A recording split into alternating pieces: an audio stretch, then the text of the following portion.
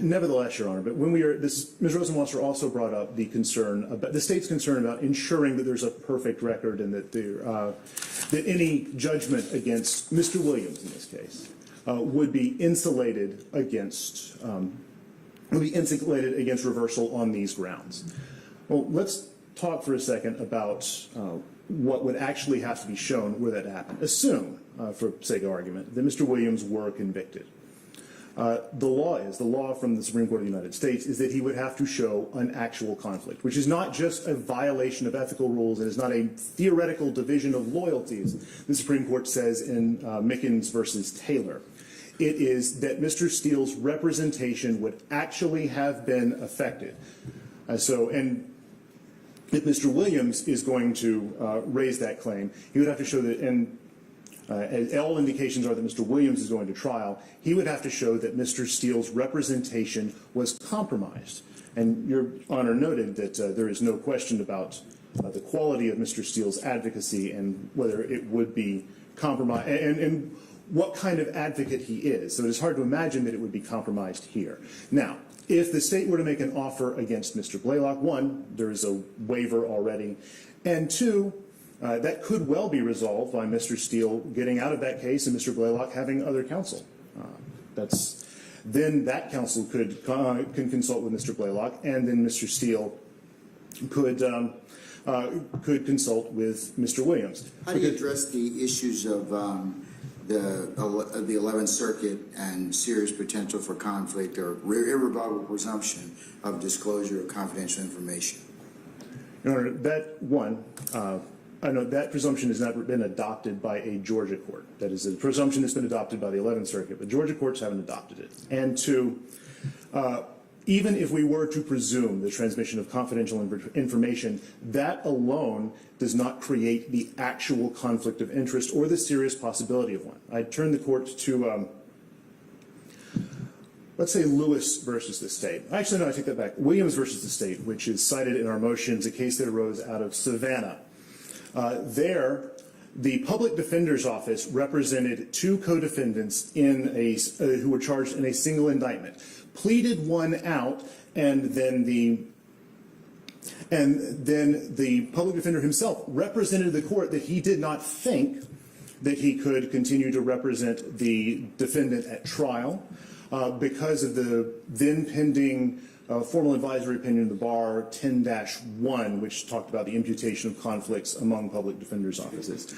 The court inquired there, determined that he didn't know enough about the other case, that his representation in this case wouldn't be compromised, and allowed him to go forward. Mr. Williams raised that issue on appeal, and the Supreme Court affirmed, because he did not show an actual conflict of interest. There was no evidence that the representation was impacted. Similarly, in Lewis versus the state, which Ms. Rosenwasser referenced, she says it's not quite like this, but I think a little deeper dive into that case might help, because what you have there was the former superintendent of the DeKalb County Schools, Mr. Lewis, who retained a lawyer, Mr. Brown, who was a member of the firm Alston and Bird. Alston and Bird also represented a witness a witness's employer in a number of matters, and so the court inquired. There were representations made on the record that. One, there was a discussion about whether the witness and the employer were the same, and whether there might be some conflict of interest that would cause Mr. Brown to pull his punches. And there was speculation. It talks about the rigor of cross-examination. Yeah, the rigor of cross-examination, which is also something the 11th Circuit talks about repeatedly, whether there is going to be, whether there might be a risk of disclosure of confidential information on cross-examination, or whether there might be an interest in not cross-examining as vigorously as possible. And in that case, the Superior Court of DeKalb County disqualified Mr. Brown defense counsel, and the Court of Appeals reversed. But isn't that different than what we have here? I mean, that seems to be kind of not what's going on here in the sense of this is a little bit more involved. Sure, it's a little bit more involved, Your Honor. But at this point, what then Judge Blackwell said in the opinion was that, one, there is no evidence in the record that any of these things would be true, and it's noted that even if counsel stated that in their place, these general assertions were not enough to base disqualification on. The rare and extraordinary remedy of disqualification of counsel of choice. And all that the court was basing it on was conjecture upon conjecture, because we're speculating out there. So the claim there wasn't substantiated, just as the claim here hasn't been substantiated. We're speculating. I would also, since we're talking about federal cases, I might also point the court to United States versus Harrison, which is cited, and I have copies of most of these cases if it would be helpful to the court. Sure. So in United States versus Harrison, if I may go on. You may. You give one to Mr. Kearns too, please, if you have extras. The facts are somewhat complicated, but I'm going to try to distill it down. It involves a father and son who were law partners and multiple co-defendants in an indictment. Now, the son had previously represented one of the co-defendants in a civil matter, and the co-defendant had, and then the father took on the representation of another co-defendant in the criminal matter. The co-defendant, the information from the civil matter was germane to the criminal matter, and the representations made by the co-defendant would have turned the son into a witness. Now, the Middle District of Georgia, applying Georgia rules of professional conduct and inquiring into the case, did not find that there was a risk that the father, who was representing the co-defendant in the criminal case, would not be able to effectively cross-examine his son and law partner. Similarly, we have, or relatedly, there was also not an issue with, there was not a showing that the confidential information might have been material to the case. So even if there's a presumption of confidential information, it does not mean that the representation will be materially affected. So the point here is, and in that case, what the court did was say, look, the lawyers are presumably responsible for figuring out whether they have a conflict or not. The government has not substantiated that there is a serious potential for an actual conflict, something that affects the representation. And if something comes up... You don't think the predicate offenses that are listed in count 1 to Arnold, Greer, and Blaylock are serious potential conflicts? I don't, Your Honor, because we just don't know enough. It is far too early in this process to be guessing about what's going to happen. The state may be making representations, but they may all say, we don't want anything. And they may say it to counsel other than Mr. Steele. That would be, of course, they're truthful advocates. I mean, I'm not saying that what's in the indictment, they have to prove all the material allegations in the indictment as part of their case in chief. But certainly, if these were not in there, I would tend to believe that it's more than just mere speculation. They can prove it. So why would it be not? Why would it be speculative?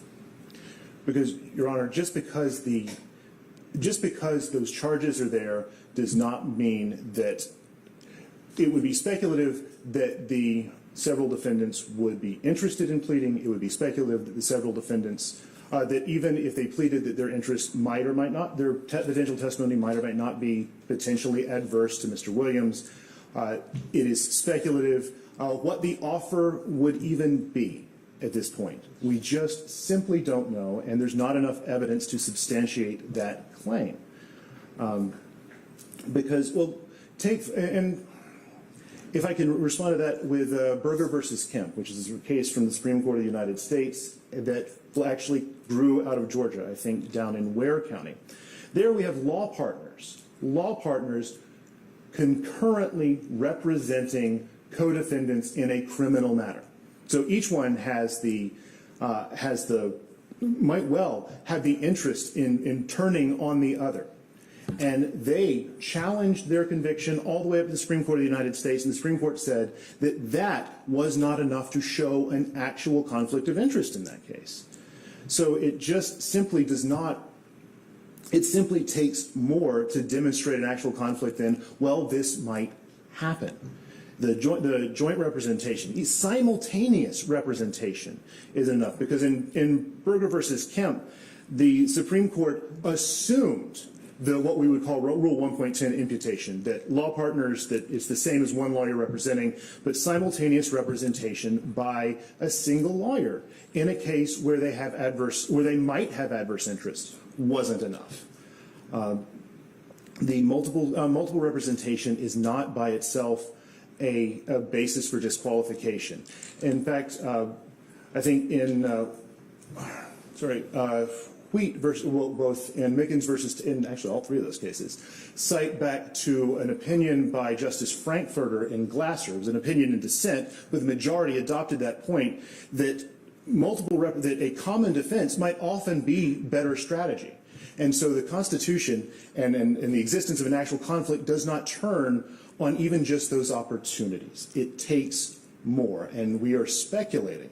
The other thing to remember here, Your Honor, is that an erroneous deprivation of counsel at this point. I mean, the state is concerned about ensuring that that any judgment in its favor is stable, but an erroneous deprivation of counsel at this point, no matter what quality of counsel Mr. Williams received at trial, if he's convicted, there's no showing of prejudice for reversal. He was denied his chosen counsel. His chosen counsel, with whom he has a long-standing relationship of almost a decade, his chosen counsel who's intimately familiar with his business and affairs, whom he trusts, who has advised him in a number of matters, and who is simply not replaceable, even by other competent defense counsel, because he had been chosen. And even if the court were to find a conflict, it still has to balance the risk of the need for ethical conduct and the need to ensure the fair administration of justice against those concerns for the defendant. Even if we got there, even if the court were to find that the state had substantiated its claim, which we still say it doesn't. I'd like to loop back to two other points. As far as substantiation goes, Ms. Rosenwasser mentioned Edwards versus the state, the case out of the Court of Appeals, and it grew out of the Tallapoosa Circuit.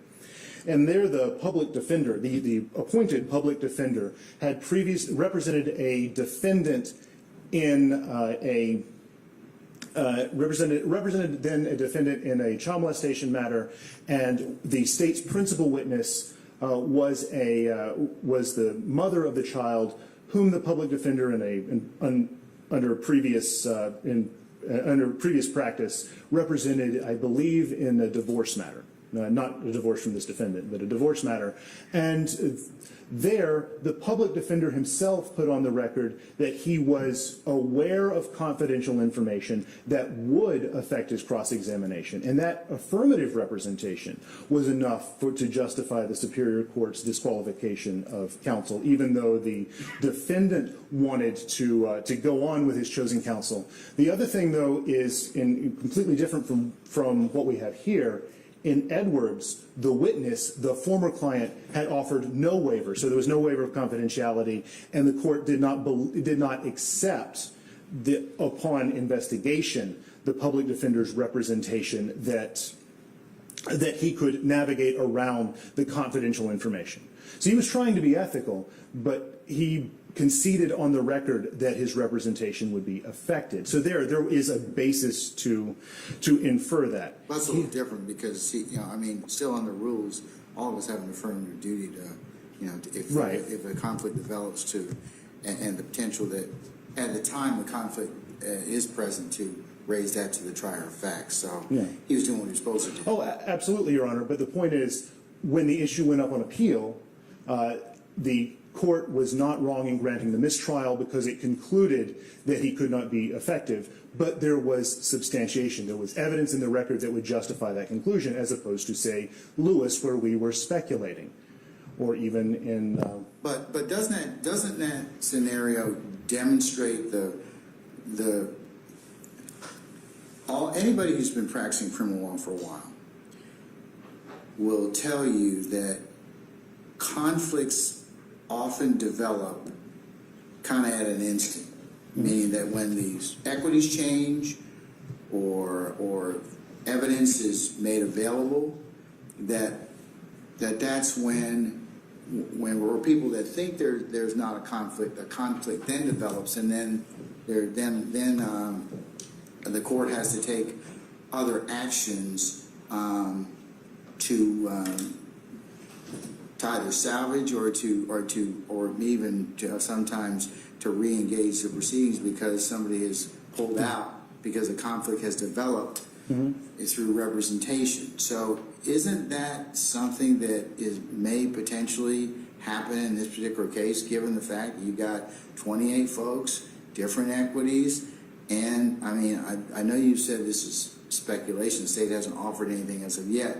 but isn't that part of the issue that the court as the arbiter and keeper of the process should be worried about? I'm not saying the court should not be concerned, Your Honor. It is potential. Potential, however, does not mean serious potential, which is what wheat requires. And you don't think it's serious potential that we've got 3 people that are that have predicates that are in the indictment? No, Your Honor, I don't. Not at this point. Not without more. And what would you consider to be more then? An actual attempt to make an offer.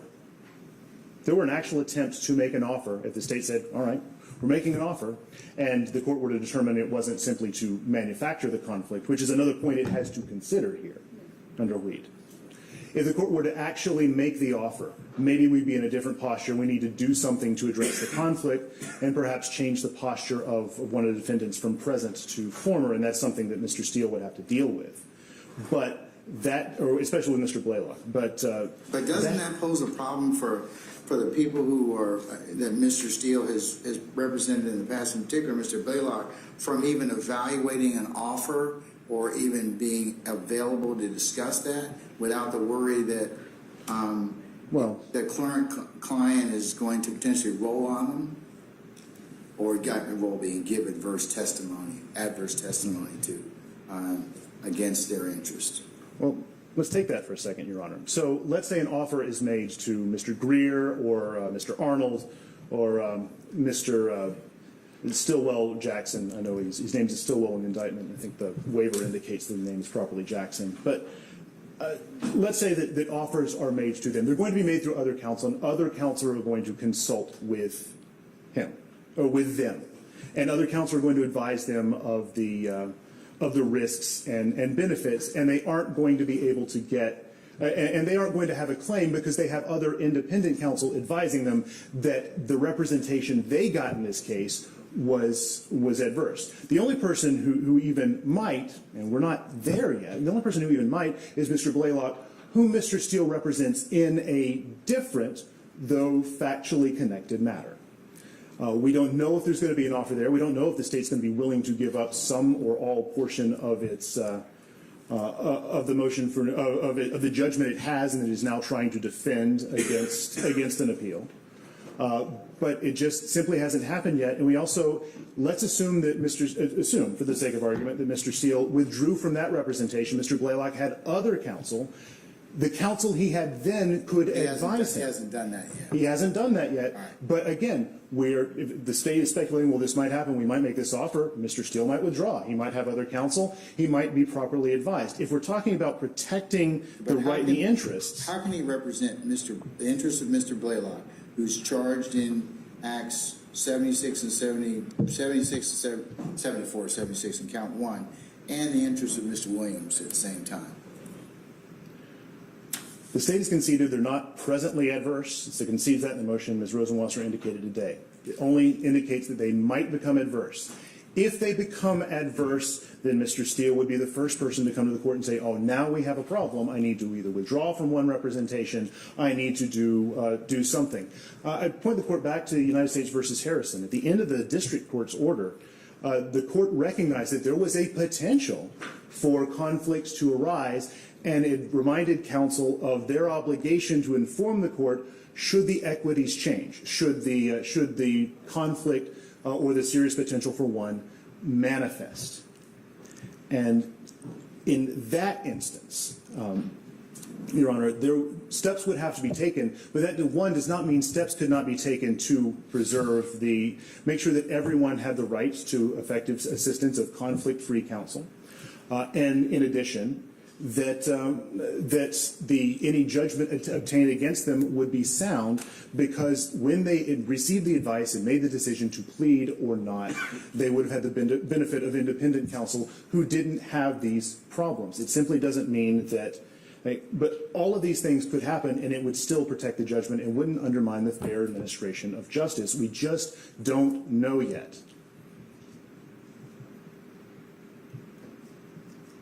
Okay. Anything else? I would come back to, Your Honor, that even if the court were to find the state has substantiated a conflict, there is a serious potential for an actual impairment of Mr. Steele's representation that could not be cured through withdrawal or something else. When it comes down to balancing the equities, we have to talk about what Mr. Williams loses in this case. He loses an excellent lawyer, one whom he believes to be the best of the best, and rightly so, and by Your Honor's own acknowledgement, and one who knows him for 10 years, who has an expertise about his life and affairs that is simply irreplaceable, and who is already, and there is also going to be a significant financial cost and loss of effort that's already been put in, and all of that counts, Your Honor. So even if the court gets there, then it still has to balance the equities before making a decision, and the burden is still on the state to show that the extraordinary remedy of disqualification is appropriate. And lastly, Your Honor, I have, looping back to the beginning, I have no problem with the court making the inquiry that's described in Taylor, because more than anything else, that would insulate a potential judgment against reversal on these grounds, because once the waiver has been placed on the record, none of these defendants could claim they received the ineffective assistance of counsel, because they would have induced the error, and induced error is an absolute bar to reversal. I will tell you that from what you both have stated, I will, pursuant to Taylor, go ahead and probably do an in-person waiver. I think that would be prudent under the circumstances, and I'll set that up as soon as possible. So, but I definitely, as part and parcel of this particular analysis, would want that on the record, regardless of what I ruled. Okay. All right. So I guess that brings us to the question: if the court's not ruling today, Mr. Steele had planned to argue the bond motion. I know there's no present adversity. Well, here's the thing. I have to resolve the issue of the counsel first, as I mentioned to Mr. Steele, before I do the issue of bond.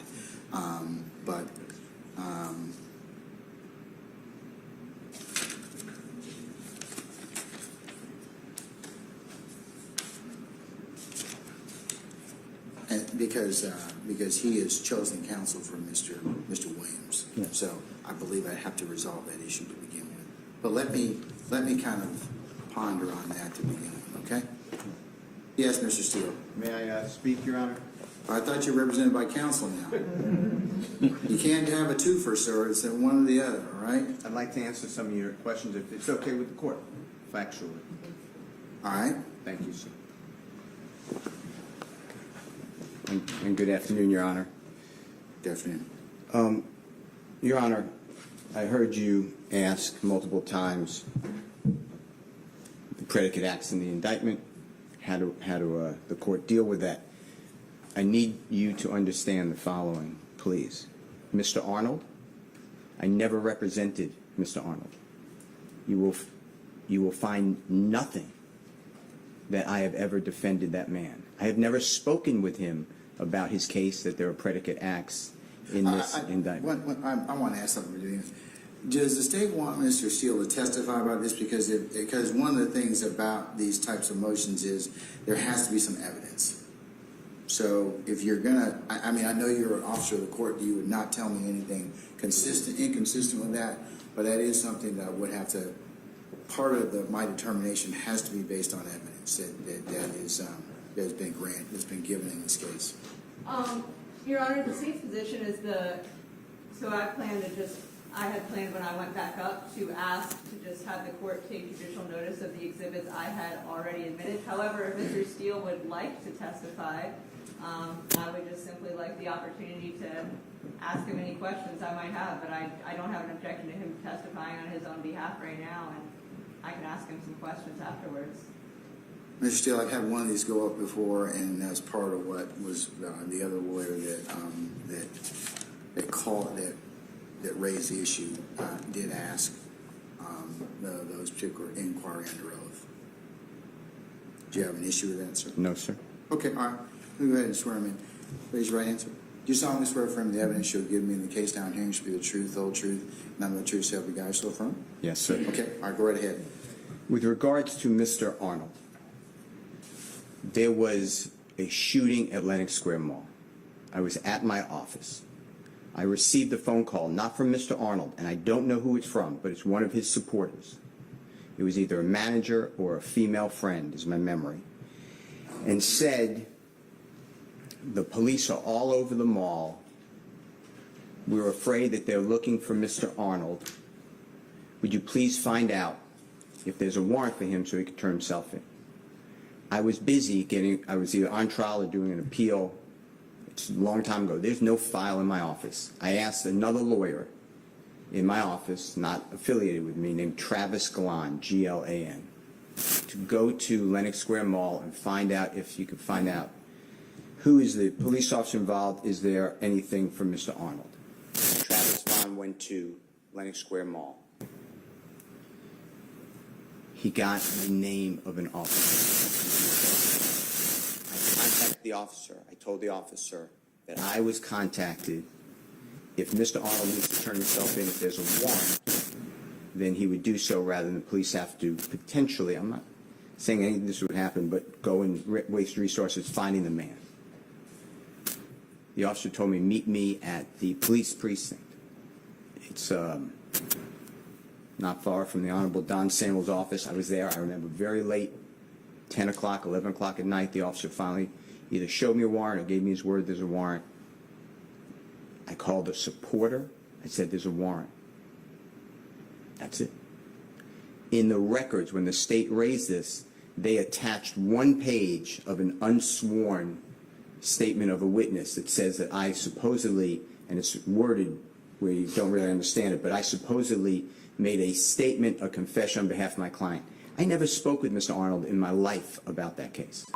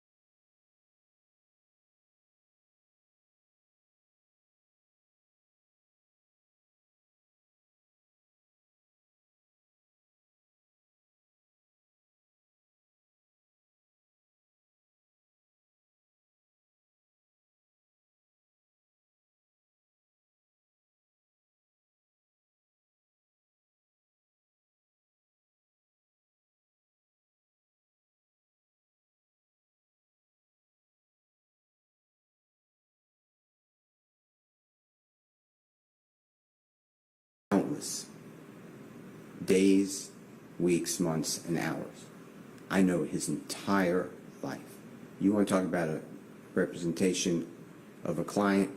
That is the bond of an attorney-client relationship. Not like anything these other people. Okay, all right. Anything else, sir? Okay, why don't you have a seat up here, Mr. Steele? And It's fine, Your Honor. do you have any questions you want to ask him? We don't have any questions for him. Okay, all right. Then, sir, I'd you, like to respond to the argument, but we don't have any more questions for him. okay, all right. All right. You can have a seat, Mr. Steele. Thank you.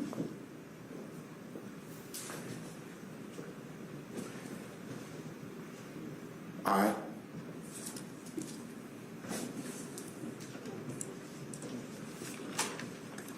Thank you, Your Honor. So briefly, in conclusion, I would like to ask the court to take judicial notice of all the exhibits that I put in with my motion. Those are all court documents, specifically just showing Mr. Steele's entry of appearance on Blaylock's case, as well as his entry of appearance on Mr. Greer's case. And I do just want to clarify for the court, although Mr. Steele represented Mr. Greer on that incident, as Mr. Steele testified to, he represented Mr. Greer on the September 2020 arrest.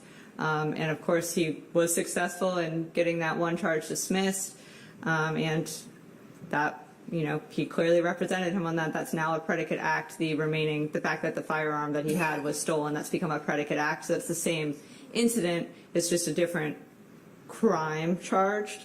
Obviously, Mr. Steele does still represent Mr. Blaylock, and our real concern here is we haven't made an offer to Mr. Blaylock because we really can't make an offer to Mr. Blaylock right now. And I will say, as officer of the court, we have discussed with at least one attorney the possibility of if a person or persons wish to cooperate with the state. We have raised that to at least one attorney so far. We, of course, plan to raise that issue in the future. And so basically our point here is that because of the position that we are in right now, Mr. Blaylock and Mr. Williams, there is a serious potential conflict there. And I want to clarify to the court, the standard pre-trial is not actual conflict. Actual conflict is the standard if someone is challenging it on appeal following trial.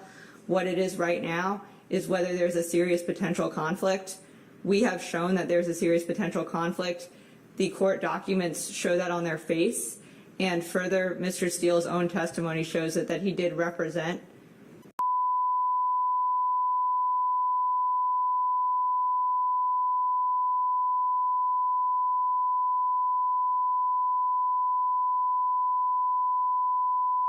You see weather happening now across Metro Atlanta. These severe storms are now closing in. We could be talking about damaging winds, hail, and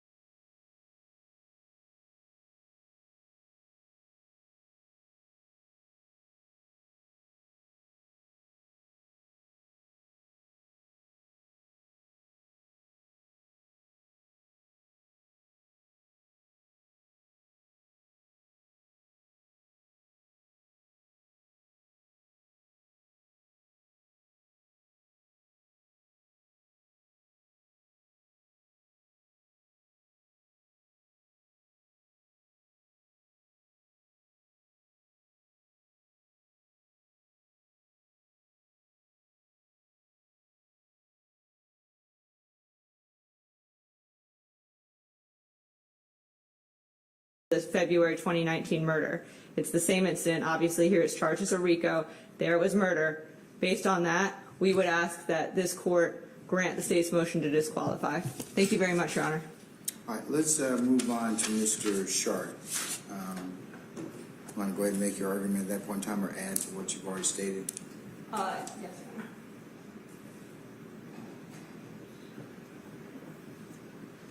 So, Your Honor, again, I know the court has been here a long time this morning, so I do just want to briefly state, as for Mr. Sharp, our concern here is that Mr. Sharp previously represented Mr. Eppinger.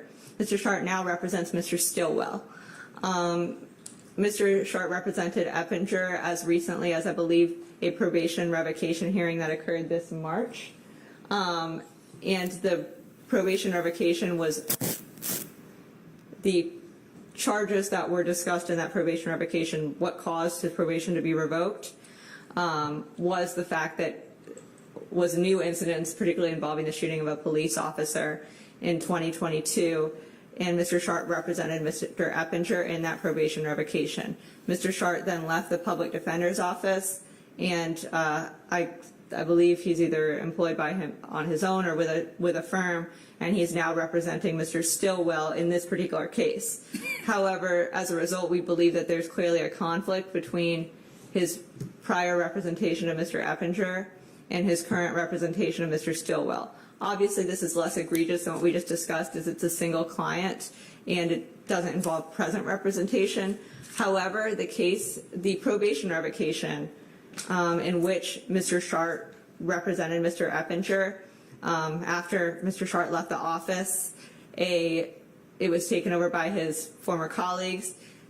The court then handed down the sentence on that probation revocation, and that is currently being appealed right now. So that's actually a pending appeal that's happening currently on a case where he previously represented the defendant. So I think that creates a conflict there. And our main concern here is that there are no waivers. So unlike with Mr. Steele, there have not been any waivers put on the record here. We don't know if Mr. Eppinger would want to waive his conflict, is willing to waive his conflict. We don't know if Mr. Stillwell would waive this conflict, although he's waived his conflict with Mr. Steele in writing only, and we would ask for that to be on the record. Mr. Stillwell has not made any such waiver on this particular case. It would be the same cases that I cited to in the previous motion, so I don't want to belabor that to the court. But again, in those district courts where that prior representation was substantially related, there is a presumption that the confidential information was disclosed. And additionally, because they were substantially related, that's sort of an even bigger problem for us, because the acts in the that caused the probation to be revoked, those are indicted as counts, a conflict that cannot be waived under 1.7c. And we wanted to bring this to the court's attention. That's why we filed this as a notice, as opposed to Mr. Steele's, which we filed as a motion to disqualify. Again, as with Mr. Steele's, we are not trying to deprive Mr. Stillwell of his desired counsel. We are simply trying to ensure that everything is done fairly to all parties, particularly in this case, Mr. Stillwell and Mr. Eppinger. All right. That's all I have for the court on this, Your Honor. Okay, all right. Mr. Sharp?